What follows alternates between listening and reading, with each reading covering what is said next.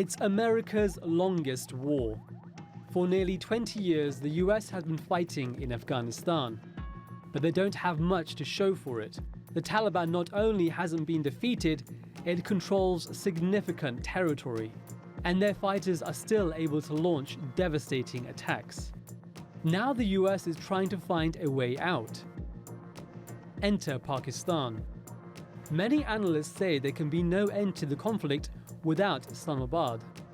And Prime Minister Imran Khan seems to know this. We hope that in the coming days, we will be able to urge the Taliban to speak to the Afghan government and come to a settlement, a political solution. Pakistan has helped persuade the Taliban to negotiate with the US. There have been several rounds of talks already. Trump seems to be pushing for a peace deal before he's up for re-election next year. Since American forces invaded Afghanistan in 2001, at least 2,400 US personnel have been killed. The US still has about 14,000 soldiers there. One study says the war has cost Washington $840 billion, and at least 147,000 Afghan civilians have been killed.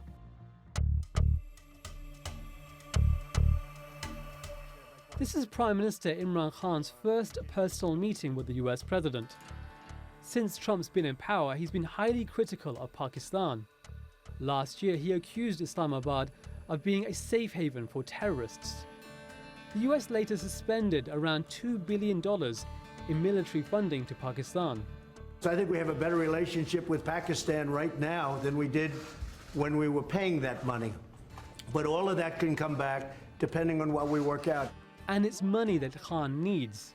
Pakistan's economy is suffering. The rupee lost 35% of its value last year, and prices on basic goods are rising. At the start of the month, Khan secured a $6 billion loan from the International Monetary Fund, but it's not enough. The Financial Action Task Force grey-listed Pakistan last year for not doing enough to stop the financing of terrorism. Others on this list include Syria and Yemen.